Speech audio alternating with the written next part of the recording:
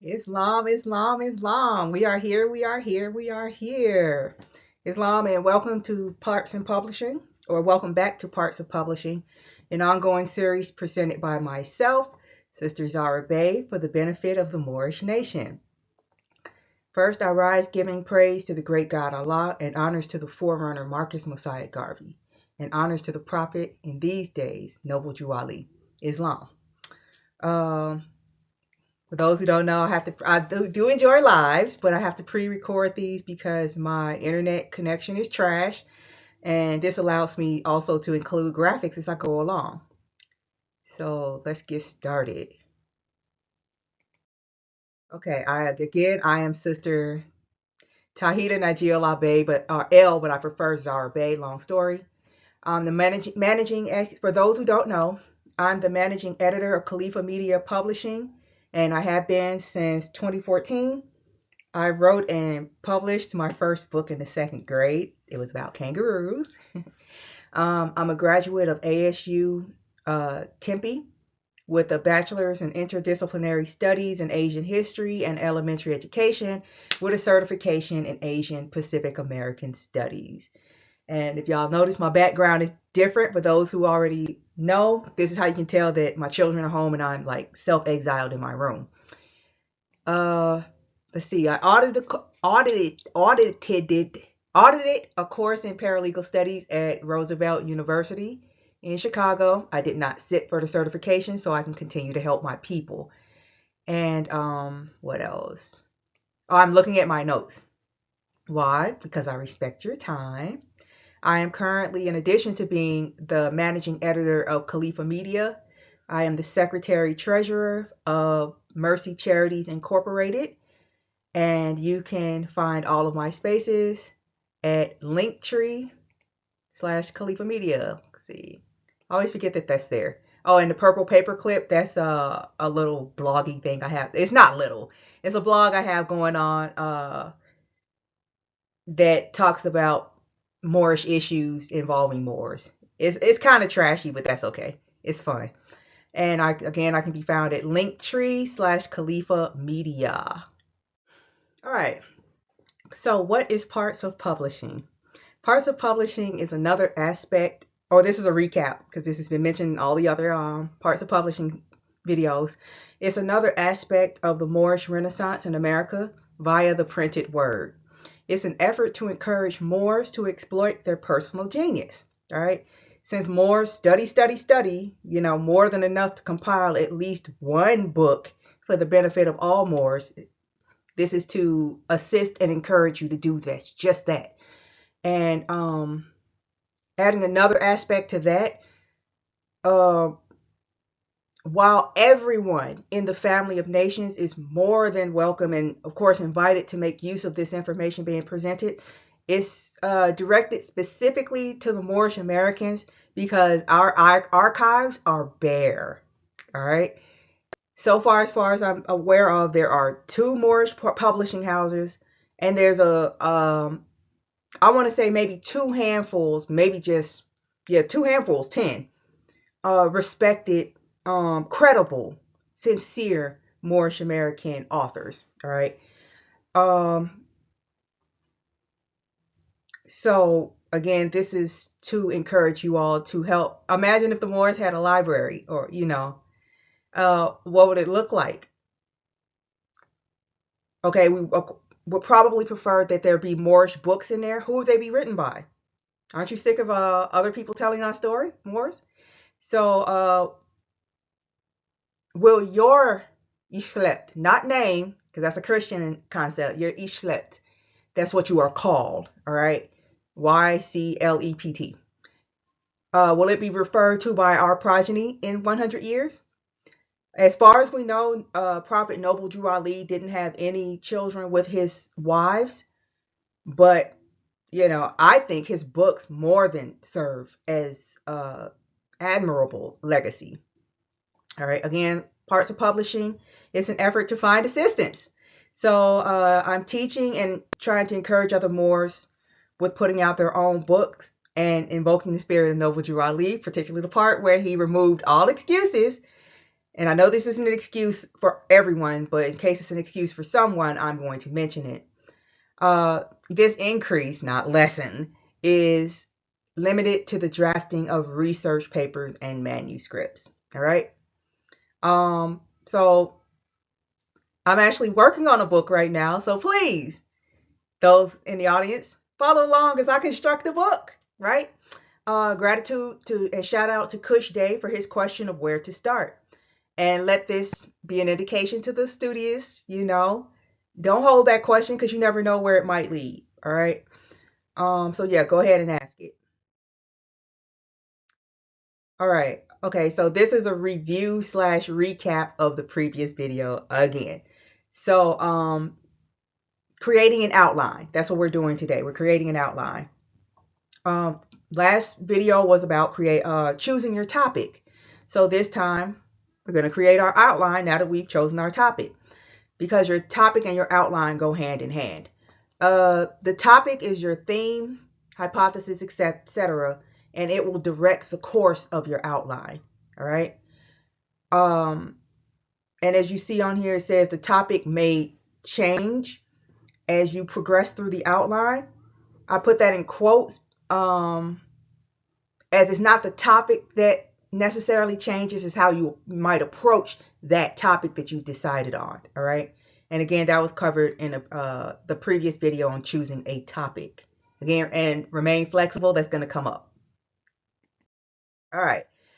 So recap again. What have you been reading? This is from the last video because the topic and the outline tie in together.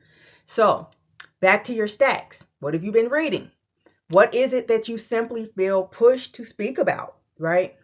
And if you have notes, where have they been leading you? So, what have you been reading? Probably a lot, And what is it that you simply must talk about? Again, it should be something that can resonate throughout the generations, and do your best to make sure it's not opinion based. All right. I say exercise caution in that area because let's look at the scholars who said that the pale-skinned European was genetically superior to the Moors, right? And those who, seconded that nonsense. All right. And again, if you have notes, where are they leading you? All right. And I'll recap that from the last video because the topic relates directly to your outline. All right. So you stack your references and your materials and your resources, all the materials. That includes more than just books, right? And you look at them. Again, this is a recap. And you just look at them and see what they tell you. All right. Where are they leading you? Gather them together and just look at them. And this goes back to what I kept harping on last time about looking at them, because as you're looking at them, they'll begin to speak to you.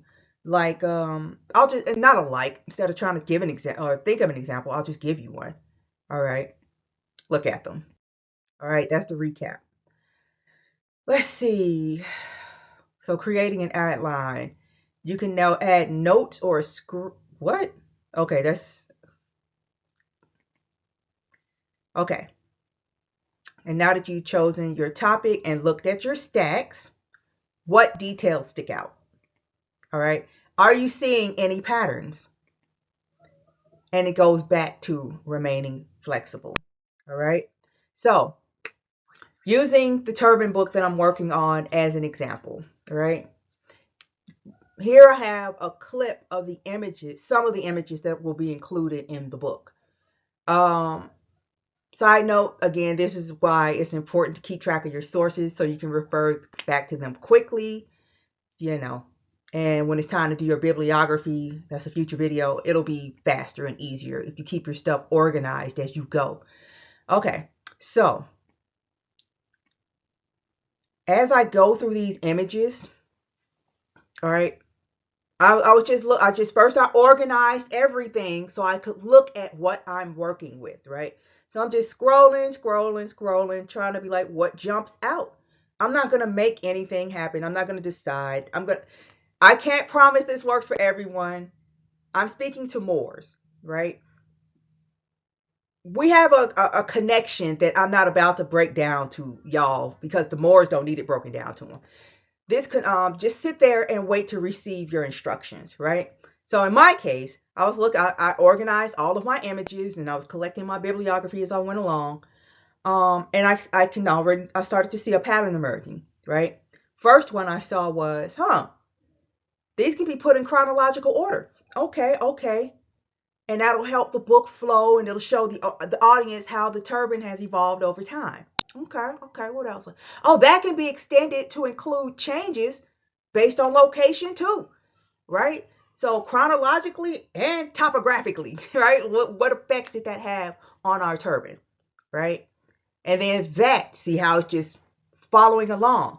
All you got to do is sit there and it'll just start flowing, right? So that led me to consider including the names of the various styles of turban, right?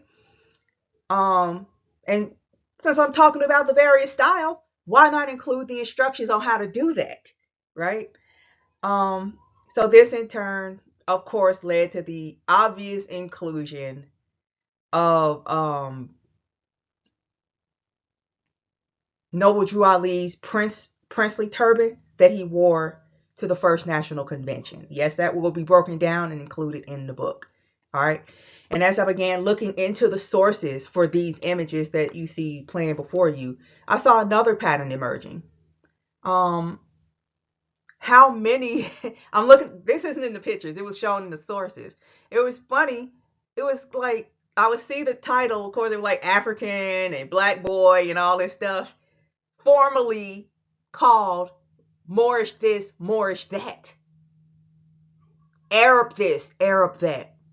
Okay, this is why it's important to remain on topic because you could see how this could go some places, right? And it was funny too. I saw how many of them would change again, a change from Moor to unknown African. And I'm like, is there any way to do this without deviating from the focus on the turbans, right? And that will be examined and possibly included because I'm just like, this is too interesting. Maybe I'll just have to do another book. Boo-hoo, right? Um, so okay. So again, this is where the flexibility comes in with the scope, not the topic, for all the reasons I just said. Like I'm looking at turbans, but I'm finding that, wow, look how many times more was changed to African, and I'm looking at a picture that looks like me or looks like somebody I'm related to, and it says Arab, Arab, not Arabic, Arab. Okay. Um.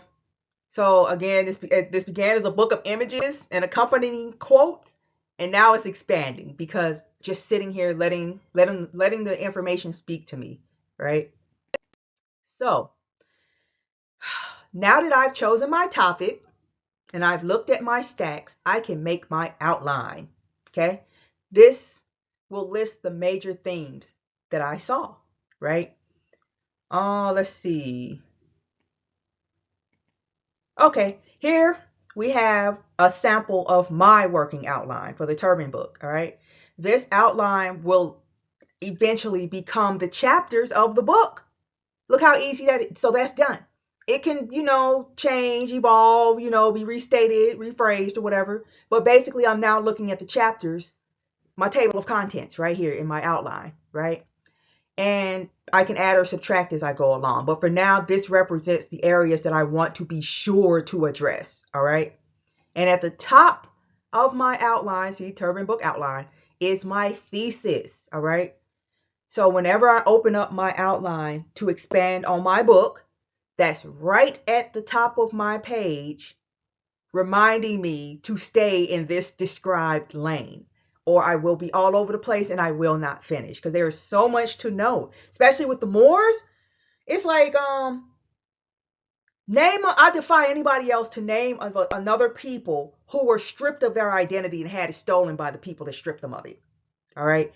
And then to keep you from finding your identity, you were compelled to not read on pain of death. All right. So that tells you how serious the information that we need to be looking for is, right?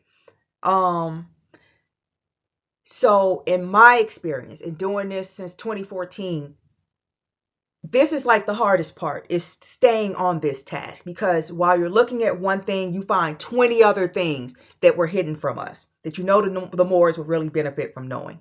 All right, but let me stay on task. So anyway, so now I got my thesis, what I'm gonna do my best to stick to, because I can always write like, okay, error. Why did they change error? This ain't the same guy. Let me examine that. Oh, I'm gonna write it down. Just put it on a sticky note and put it somewhere for later. All right. But anyway, now that I got my outline, pretty well populated, I can start chunking. All right. Let's see. All right. This is my favorite part of creating an outline, because this is where you begin to see the first pages of your actual book emerging. All right. So, what is chunking? All right. One definition of chunking. A chunking activity involves breaking down a difficult text into more manageable pieces and having students rewrite these chunks in their own words. You can use this strategy with challenging texts of any length. Chunking helps students identify key words and ideas, develops their ability to paraphrase, and makes it easier for them to organize and synthesize information. I failed to put in my source. Shame on me. Okay. And this is a crucial step in avoiding plagiarism. I'm a big proponent of avoiding plagiarism at every step of your book because of some stuff that I've had occur to me. Not that I did, but I had to deal with somebody else doing it. But I guess it was on me because I edited the book. I should have caught it. So anyway, so this is crucial. The chunking, being able to paraphrase, is crucial in avoiding being flagged for plagiarism, because in the age of electrified age, everything's digital. So when you submit, it depends on how you submit it. Like if you submit it as a PDF and they don't have somebody physically look through it, you might be able to get away with some level of plagiarism. But if you're submitting something like a reflowable EPUB, oh, they're gonna find they can read it, right? And even high school teachers have access to plagiarism software. All they got to do, that's why they say, don't give me no PDF, give me your Word document so I can feed it into this, what is this plagiarism machine, and it's going to be able to search and crawl all throughout the internet and find out if you've been biting off other people, which you can do if you put it in your own words. You're perfectly welcome to cite, not bite, right? Use your own brain. Anyway, so citation can help with avoiding plagiarism, where you can actually directly quote them, and that'll be addressed in an upcoming video. But for now, do your level best to avoid using any of the words in the source you just read. I know the, a, and you can't get around that. But if you can, try to avoid, like, okay, I just read this passage, I'm not going to use a single word in my paraphrase, my chunk. All right. So chunking will also come up again on the presentation on note cards and note taking. All right. So chunking, we're doing our outline, but this says it's about reading passages from books. What does this have to do with outlines? Well, as you go into this, the next aspect of your manuscript, drafting your manuscript, which is note taking and note cards, which you cannot skip. Might seem like you can get around that part. No, you can't. You may find yourself coming up with ways to state or present this or that, right? Moments of inspiration, epiphanies that arise as you go through your stacks, right? These most definitely should be written down somewhere, right? Preferably on your outline, but writing it down anywhere is better than writing it down nowhere, because you can always add it to your outline later, right? So, here's an example of the previous outline where it was just listing what will be the chapter headings. This is what happens when I put my chunks in there. All right. Let's see. Oh, this is a video. Oh, okay. So as you can see, That's the same outline I just showed you. I'm just expanding on it. I've even taken, these are notes. I just clipped them and I put them in there. I'm not going to quote any of that. I'm just using that as a note card for future reference. Note cards don't necessarily have to be the little paper pieces. That's a note card you just saw with the picture of the brother in the white suit. Yeah, these are note cards. This is a note card right here. So these are not chunks as described in the definition above. Not exactly. Those are paraphrasing something you've read, right? Or you're reading. You just read it. Like you moved immediately from reading to paraphrasing with no time in between. All right, that's that definition of chunking. This chunking is based on, yes, what I have read, but it's constructed without going back to what I've read. So this could be something I read in college. I just remember it because it was so profound. I remember it. I know I remember. I took a test and got an A. I feel confident in writing down my chunk and putting it in this outline. So that's this form of chunking. So I guess there's two forms of chunking. The one where I just read it. Let me paraphrase. I read it some while ago. I remember the concept and it just popped in my head based on what I'm looking at right here, right now. Let me write that down before it jumps out my head. You know, don't let those gems slip out your fingers. All right.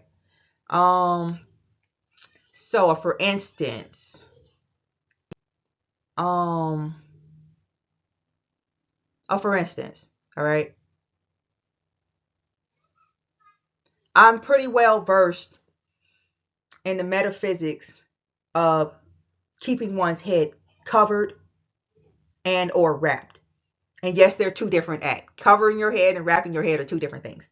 Okay.